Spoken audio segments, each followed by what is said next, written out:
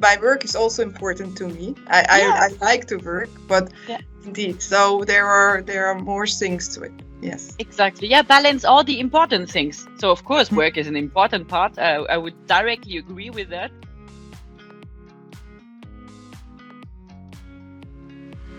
A very warm welcome to the second episode of our Women in BPM interview series. As mentioned in the first session, our goal is to give women in BPM a voice. We want to learn about their journey. We want to get insights into their very own success stories. We want to understand their challenges and also maybe understand why women are good at BPM. And last but not least, we may have some fun facts too into the discussion. So it's my pleasure to welcome you today, Sarah. Welcome to the Women in BPM interview series. Thank you very much. Thank you for having me. Thanks. And you know what? I know Sarah from Philips, where she was a lead process architect, and she had a huge responsibility in supporting the transformation projects at Philips. And you know what? That's why I wanted to have her today. So welcome again.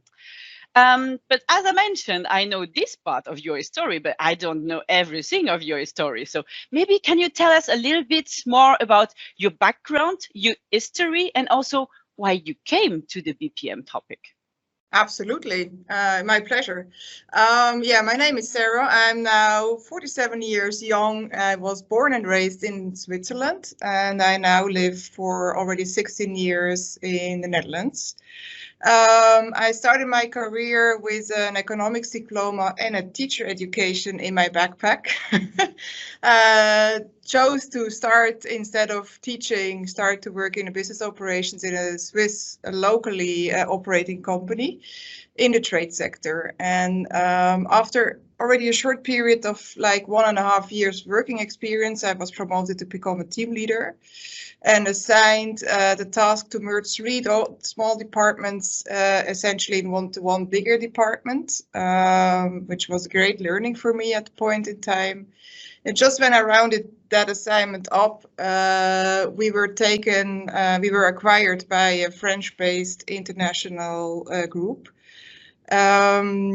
And that was essentially the start of my now almost 20 years long journey into IT, process automation and process management.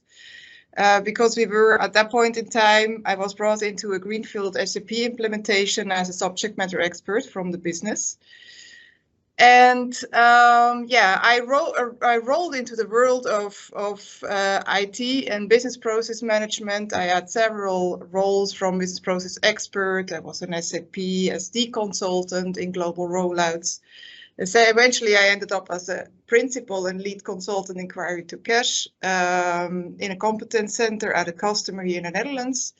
And then the last 7 years, I actually enjoyed the role of lead process architect at the Business Process Management Center of Excellence at Philips, which was in business transformations.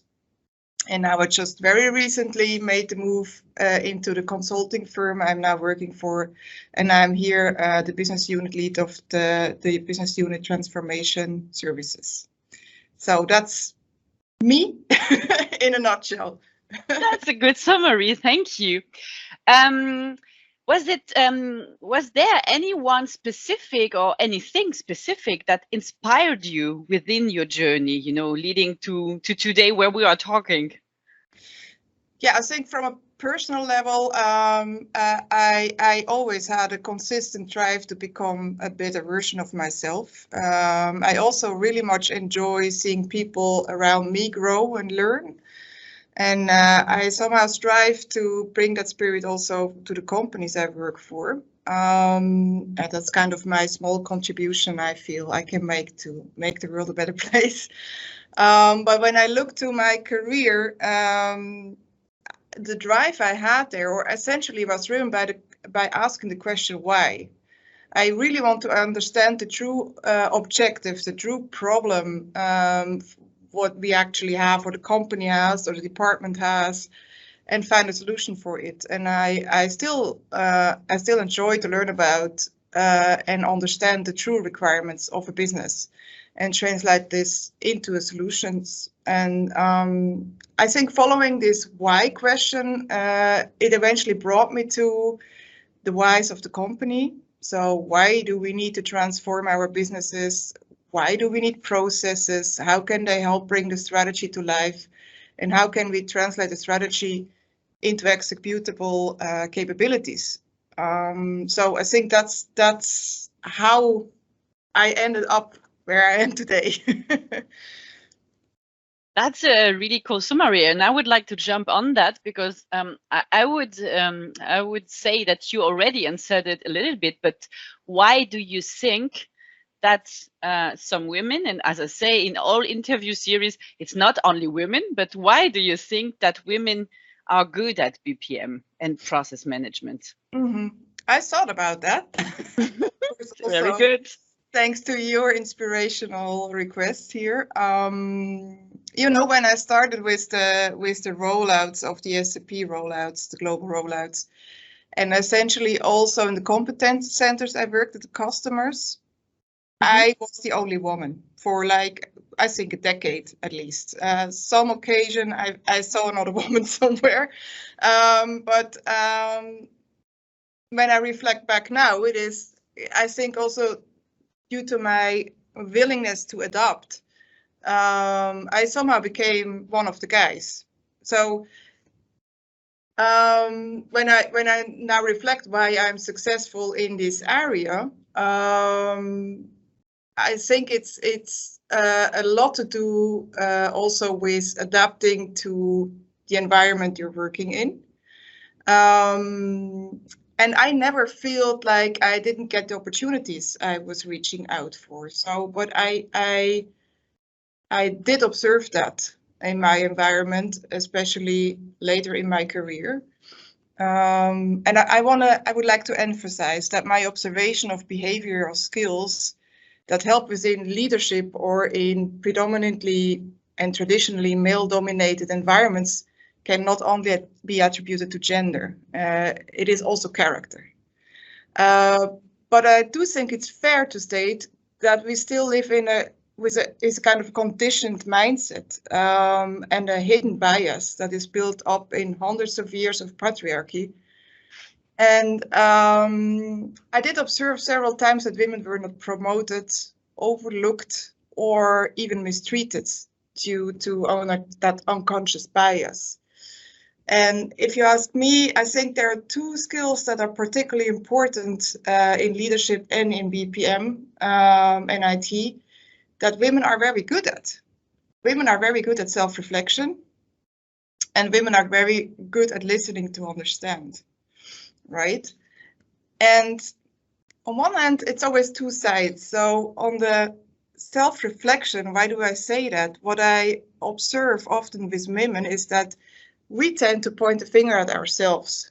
We look for the mistake within ourselves. And essentially, that's a good thing because we are all responsible for our actions, correct? But we shouldn't make it heavier than it is. We shouldn't blame ourselves because not only ourselves, because if we take all the blame, then the outside world also puts the finger towards us. And I think that leads to insecurities and also, yeah, it really, you know, can be very overwhelming. So I think it's a good skill, but we need to be wary to not be too hard on ourselves as women, and also evaluate the other parts surrounding us. And the other thing I think we're good at, that to listen to understand, it's also a bit bittersweet if I think about it, because I think women were forced in the past to listen. We didn't really have a choice. We were the weak gender and we had to do what we were told for a big part of our history. And I think that forced us to learn to listen to understand. And we are now very, very good at it. And it's essential skill to really be good at business process management, by the way, also for leadership and IT. But also here, I think we should be careful not to fall into our old role and just listen and serve. We must listen and voice our own views and solutions and needs, so that we are really taken seriously and we're not just listening, taking in, and not bringing in our own, point of view. So yeah, that's my observation. Thank you very much. I'm overwhelmed by all the questions I now have in my mind, and I'm basically prepared, but whatever. I think it's a logical next step now in our discussion. What would you advise women in BPM or women in this male-dominated environment? It can be IT, it can be leadership, it can be anyone, anything else. What would you advise the other women to get to the point where you are right now? Yeah. I think 3 things. First of all, trust yourself. Be your authentic self. Second, keep in mind, men are kind of simple. They can be really, it's not, we make stuff much more heavy. We carry it with us. We are really concerned to not hurt people or to care for others. And I'm not saying men don't do that, but they can be really a fight between 2 men, and they go out of the room and they forget about it. They simply forget about it. And we women, we still walk around weeks after. What did I do wrong there? Why did that happen? And let it go, because it's like men find that, I think, complicated to deal with, and it doesn't really help ourselves to feel better and to get over it. And then the third thing, there is a TED Talk I advise you to look at. It's a TED Talk of Susan Colantuono. I'm not sure I say it right. It's called The Career Advice You Probably Didn't Get. It was eye-opening to me, but also to my male manager at the point in time. What Susan does is she talks about a 33% gap on why women are stuck often in middle management and don't make it to the top. And these 33% are essentially linked to a gap of focus and knowledge in business, strategic and financial acumen. So kind of women often did not get the memo that in order to make it to top management or to be in a leadership position, you must educate yourself and focus on the business, where it is headed, and what is your role and contribution to bring the business towards that objective. There was a quote that stuck with my manager for a long time. He came back to that often.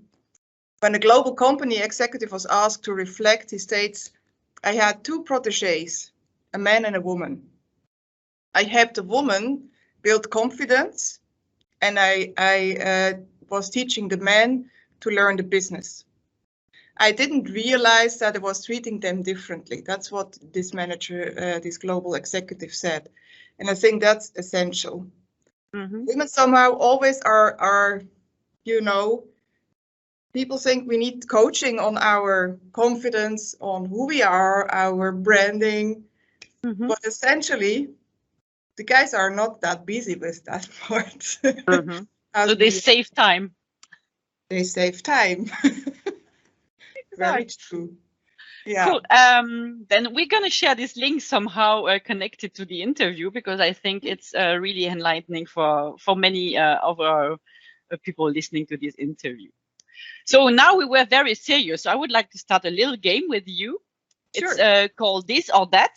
And yeah, you can answer, very short one answer, or you can answer a little bit more if you like. Okay. So the first one would be morning or evening? Oh, evening, definitely evening. I need my quiet space in the morning. All right. Another one, nature or city? That's difficult. Nature, but also sometimes city. I couldn't choose. I think I need. It's difficult. Okay. Oh, you don't need to choose. Both is good, right? Yeah. Then a BPM related one. Risk or compliance? These are difficult questions. Yes. I think risk. Any reason why, or just gut feeling right now? No, I think it's more the risk-based approach. I find more efficient. Yeah, and effective. Okay. Let me take another one, which I love because I'm French. Wine or beer? Wine. Okay. Definitely. Good girl. I got Good my lady. credit. But you live in the Netherlands, right? Yes, correct. So it's I'm not more about... always fitting in. Okay. Then let me take another one from Aris. BPM or EPC? BPMN. Okay. And the last one, car or bike? I'm afraid to say car. I'm kind of lazy. Everyone says that. I think I'm the only one with a bike. Oh. All right. Thank you very much. So that was a short game in the middle. So now I have a few more questions for you, which are more business related. So how would you describe business process management? Maybe to your, to your grandmother. So how do you describe that in a simple words that everyone understands? Yeah, to my grandmother, I probably would say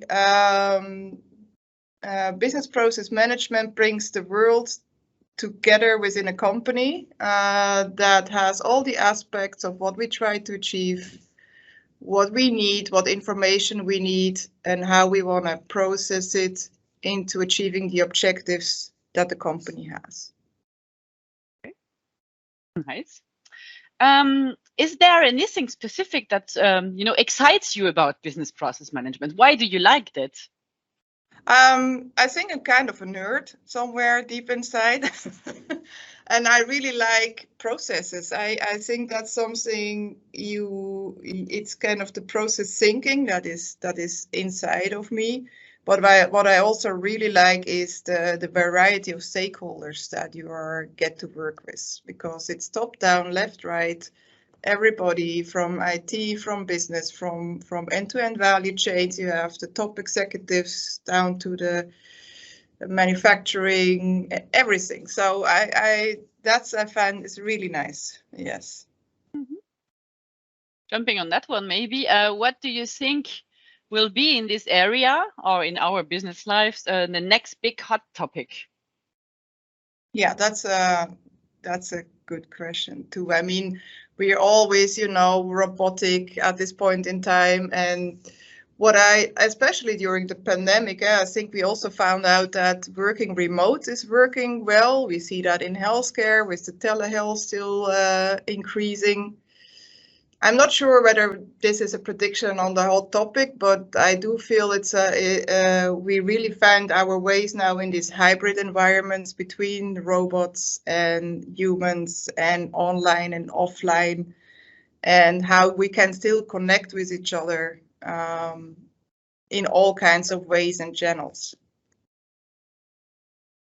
Okay. Now and jump to the more private things. So what would you say, how you achieve or not to maintain some kind of a work-life balance? Yeah, with your job? It's difficult. It's difficult, but what helps me personally is I own a horse. So, and that horse needs to have attention nearly on a daily basis.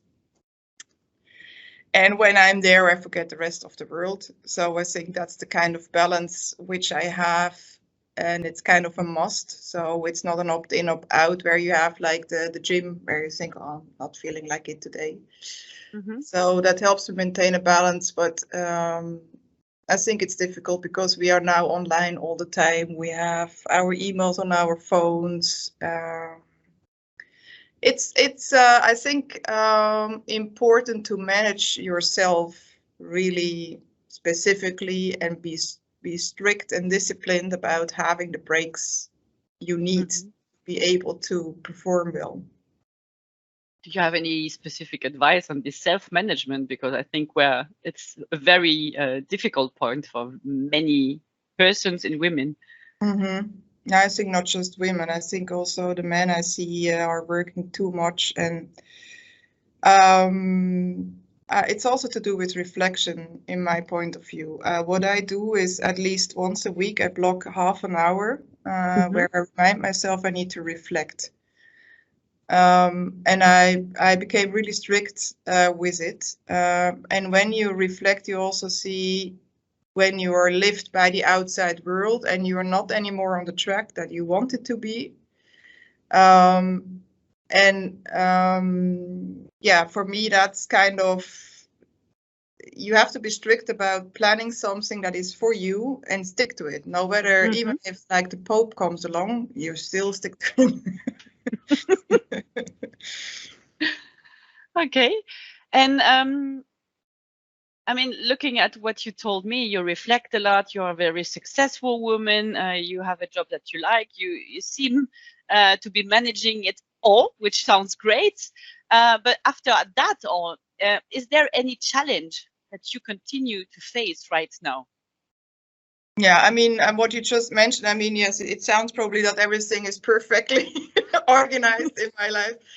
It's not, but I really put my priorities now. So as probably also is getting a bit older, you know, life is not endless. You probably had some in your environment where you see one day everything is fine, next day the person is gone. So, and also the pandemic, many people started to really think, okay, is this really who I am, what I want to be doing? Yeah, so for me, let's put it that way.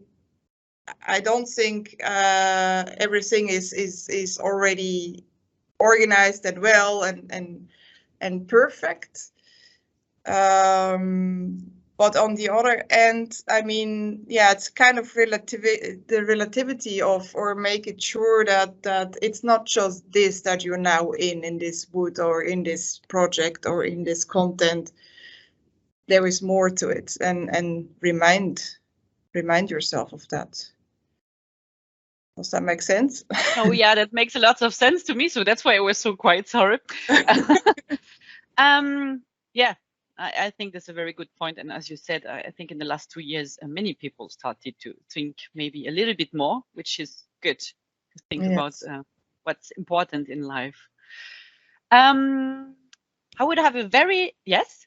My work is also important to me. I like to work, but indeed, so there are more things to it. Yes. Exactly. Yeah, balance all the important things. So of course, work is an important part. I would directly agree with that, but also the house, the children, the partner, whatever. So exactly. And having fun sometimes, it's also good. Well, we can have fun at work. That's also one thing. That's a very important point, indeed. Yes. Yeah. And one very last point, is there anything that you would like to mention today, or you thought about before while preparing and we didn't talk about it? Is anything to add to what you said already? Maybe the only thing I would like to add to all, like, the women working in male-dominated environments, I think don't be impatient, because we have to make up some time we have lost. My mom, for example, she was legally not allowed to sign a contract until she was 42 years old. That's now only 40 years ago. So we came a long way, and I see a lot of women, very smart women now, really changing the ways they're educated, their careers are advancing. They also ask their husbands or partners to help with the children. It's not so a bit of patience we need to have, and I'm sure, like, in 20 years, we will not have this discussion anymore. Yeah, it's going to be old-fashioned. I hope so. Yes. These are perfect final words. Thanks, Sarah. Thanks so much for joining me today. Thanks for taking the time to discuss on that. Absolutely.